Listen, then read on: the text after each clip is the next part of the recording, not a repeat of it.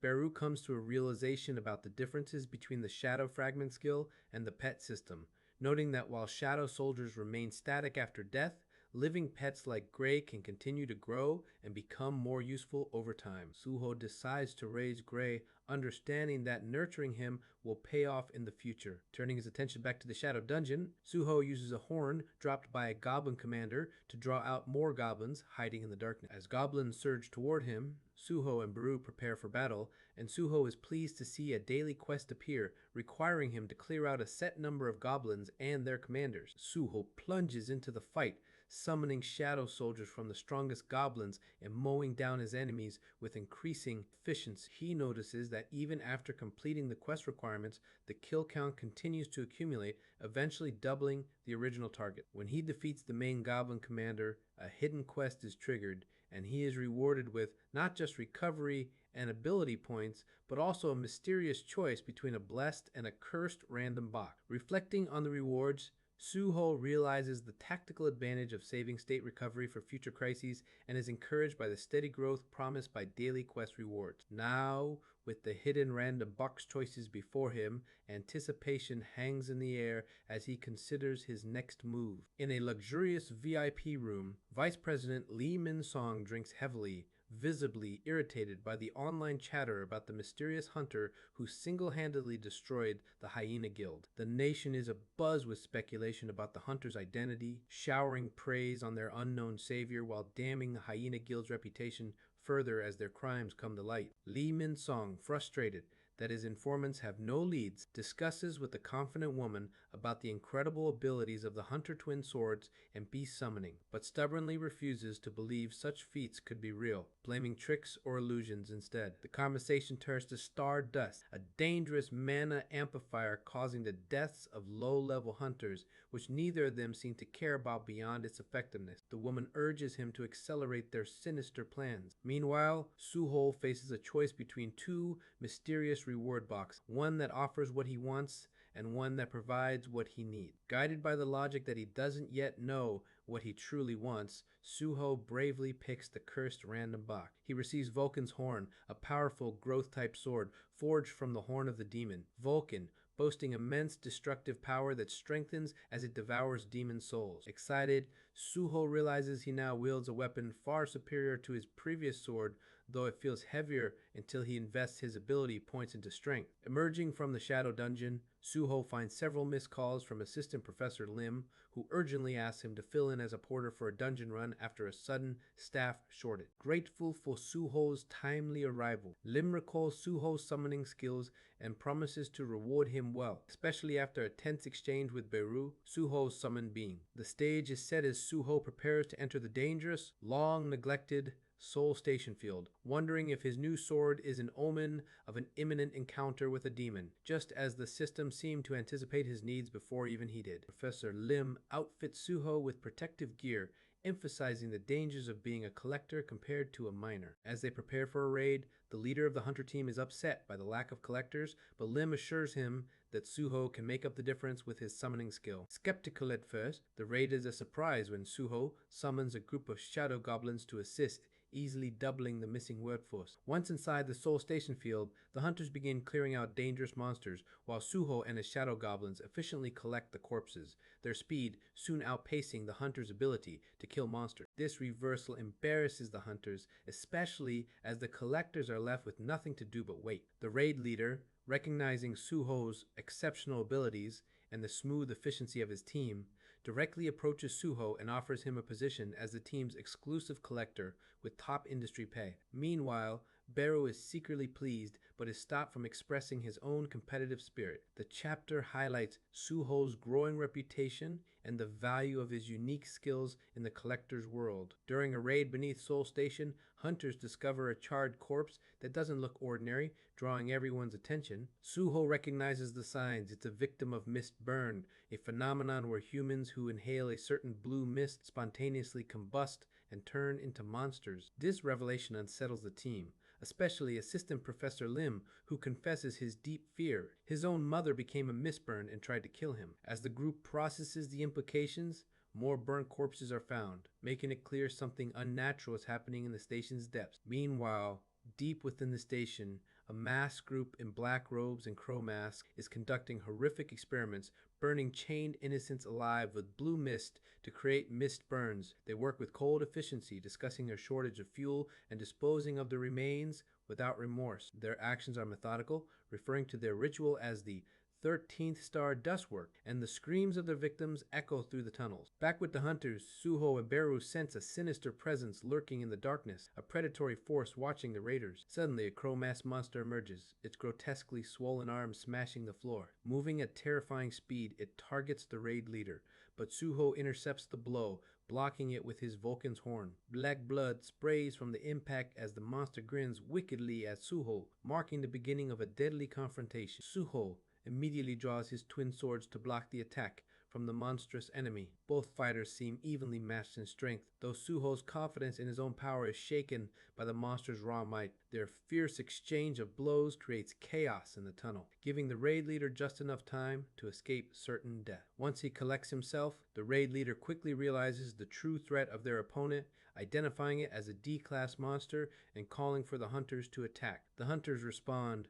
but the monster easily evades their attacks and reveals a Stardust Potion, a rare and coveted mana enhancer rumored to grant immense power. Before the hunters can stop him, the monster consumes the potion, his body swelling with new strength. He becomes wild and almost unstoppable, scattering the hunters with a single sweep of his now monstrous arms, forcing the raid leader to admit they are no match for what has become a C-class threat. Beru, unfazed, assures the raid leader that Suho is prepared, and Suho summons his shadow goblin soldiers. The goblins use their skills in tandem: ice arrows to freeze the monster's legs and a curse to weaken his defenses. The monster, though initially dismissive, becomes visibly unnerved as the regenerating goblins swarm him, stabbing relentlessly and never truly dying. He lashes out, tearing them apart, but they reattach themselves and keep attacking, much to the horror and amazement of the watching hunters. Suho's own attacks grow more lethal as he pushes his mana reserves to the limit, striking repeatedly with Rakan's sword and Vulcan's horn. When the monster manages to seize Suho's sword and land a crushing blow, Suho's passive endurance skill activates, protecting him from fatal damage. Despite being battered, Suho remains defiant. The monster attempts to claim Suho's sword as his own, only to find it cursed and impossible to let go. Rakan's sword begins to consume him, but the monster, already corrupted by demonic power, manages to resist and throw it aside. Seizing the moment, Suho drives Vulcan's horn into the monster's heart, finishing the fight. As the monster dies, he curses Suho and the others, hinting at a greater doom to come and referencing the fall of the Radiru clan. With his last breath, he warns that they will all soon share the same fate. Vulcan's horn absorbs the demon's soul, imbuing Suho with a surge of destructive power, and Suho's wounds are miraculously healed as he levels up. Puzzled by the monster's final words about the Radiru clan, Suho asks Beru for clarification. Beru explains that the Radiru clan were once minor demon nobles who rose to the top only after the monarch destroyed the 19 families above them, suggesting that old grudges and deeper threats still linger in the shadows. Beru remembered how the demon world had twice been destroyed by the shadow monarch Song Jinwoo, leaving only the Radiru clan as survivors among countless demons, though now even that clan seemed to have perished. To uncover what happened, Beru devoured the corpse of a demon, gaining disturbing insights. Demons couldn't be made into shadow soldiers if their souls were already corrupted, and more shockingly, Stardust, an amplifier drug popular among low-level hunters, was actually created by demons. Stardust's true manufacturing process was horrifying, involving the burning of live humans to fuel the refinement of mana stones soaked in demon blood, which were then crushed into powder and diluted for use. Realizing that a demon factory was nearby and that 7 victims were still alive, Suho resolved to rescue them. Assistant Professor Lim insisted on joining, determined to help save at least one person. Together with the remaining hunters, they devised a plan and infiltrated the factory under the guise of captured firewood and a demon, making use of the crow mask that demons used for identification. Inside, the demons, who possessed human bodies and hid their shame behind robes and masks, were preparing for something ominous. Suddenly, a red gate opened within the factory, connecting the demon world to Earth. Through this gate, a demon woman, battered and bloodied but defiant, appeared.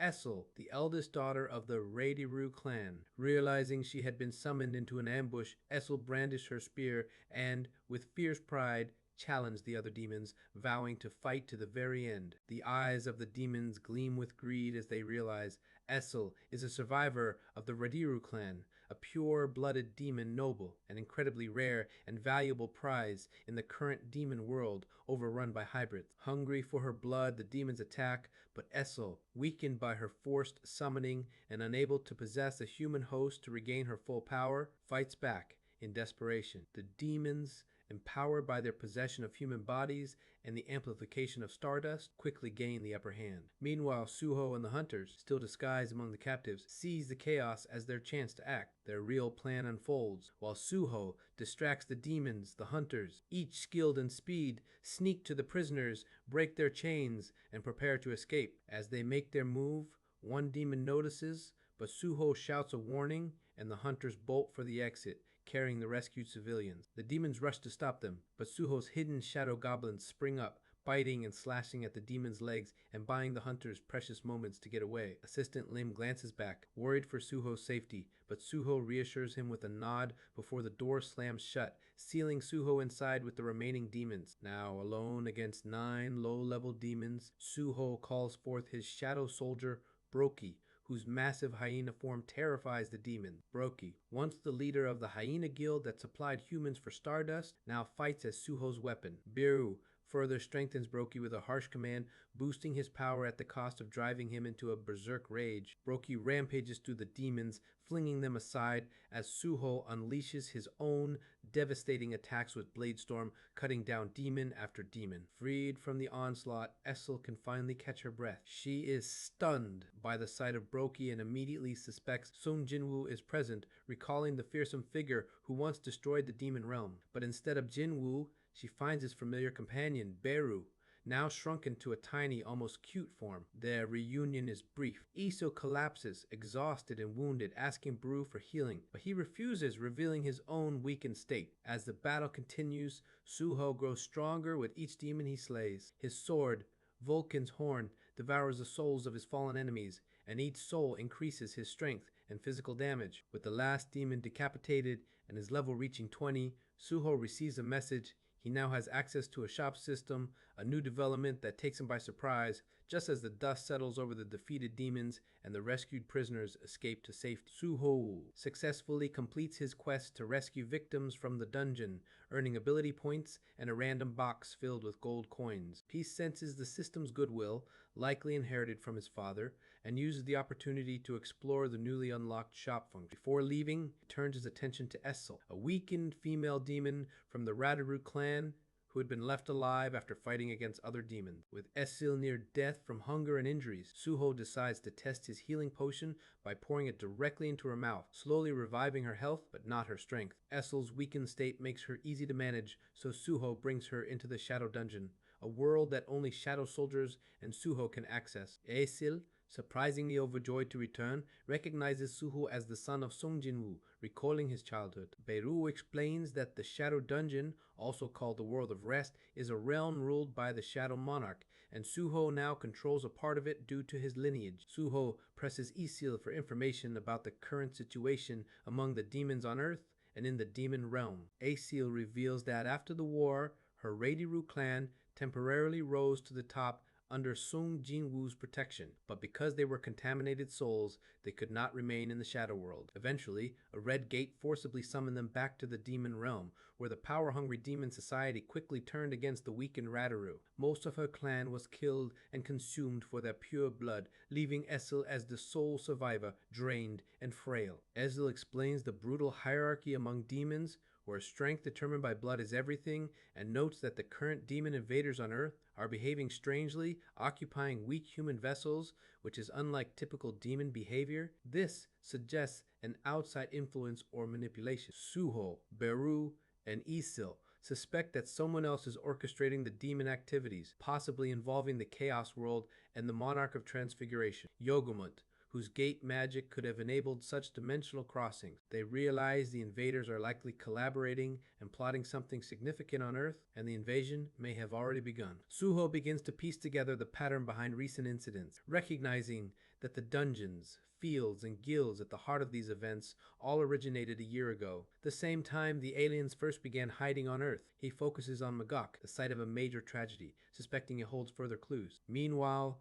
Han Jayuk and the Hunter Association delve deeper into the Hyena Guild's criminal activities, discovering that the guild traded missing debtors, many of whom weren't even hunters, to obtain stardust, a mysterious substance not classified as a drug, and thus not illegal. The evidence suggests the Hyena Guild didn't make the stardust themselves, leading the investigators to suspect a greater conspiracy. Just as the association uncovers the location of the Stardust factory, Han Jae-hyuk and his team hurry to the Seoul Station field, only to find the chaos already resolved. Survivors and rescuers recount the battle with demons inside, and it's revealed that Suho stayed behind to buy time for others to escape, facing formidable adversaries alone. Despite their concern for Suho's safety, the association hunters, led by the formidable Iron Wall, Han Jae-hyuk, rush in to help. After completing his own business in the factory, Suho is momentarily disappointed that his powerful new shadow soldier, Brokey, can only be maintained for a day. Wanting to make the most of this, he and Brokey sweep the field, hunting down lizards and gathering their bodies for profit. Suho dons a crow mask,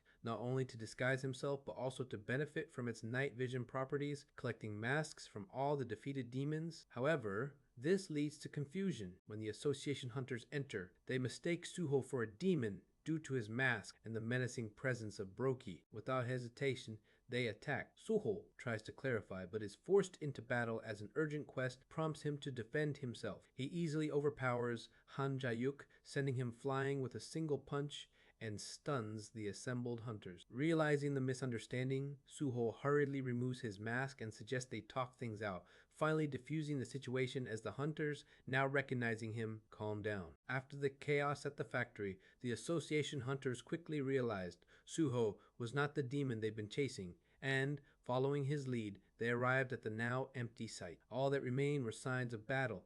No demons in sight. Suho played along, feigning ignorance, while Baru, his companion, suppressed his satisfaction at a belly full of vanished demons, though to the others, Baru simply looked like an ordinary, stuffed toy-sized pet. The hunters chalked up the demon's absence to a tip-off and congratulated themselves for uncovering the Stardust manufacturing operation, especially after discovering the horrifying reality that human lives had been sacrificed in the process. Grateful for Suho's role, the association promised a reward, which Suho planned to use to feed the hungry refugees he'd left behind in the Shadow Dungeon. Meanwhile, team leader Han Jae-hyuk awoke in a hospital, bewildered after being knocked out in a single punch. His subordinate recounted the embarrassing truth.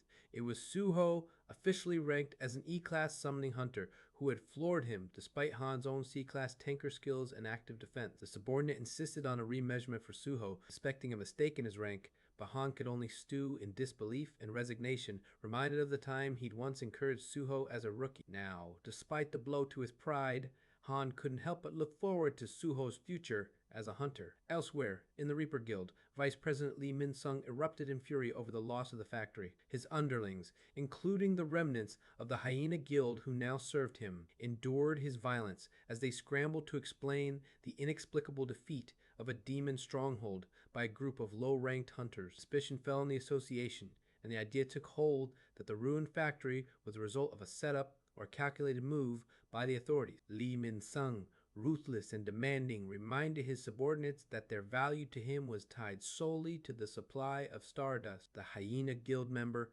outwardly loyal but inwardly desperate, fretted over the impending expiration of their beast transformation, only sustained by the rare blood of the canine clan, and resolved to find the lost wolf cub or another source of power before their secret was exposed. As these schemes unfolded, Suho, thinking fondly of those waiting in the dungeon, took his reward money to the butcher. Without hesitation, he asked to buy 2 whole pigs, determined to provide a feast for his unusual companions.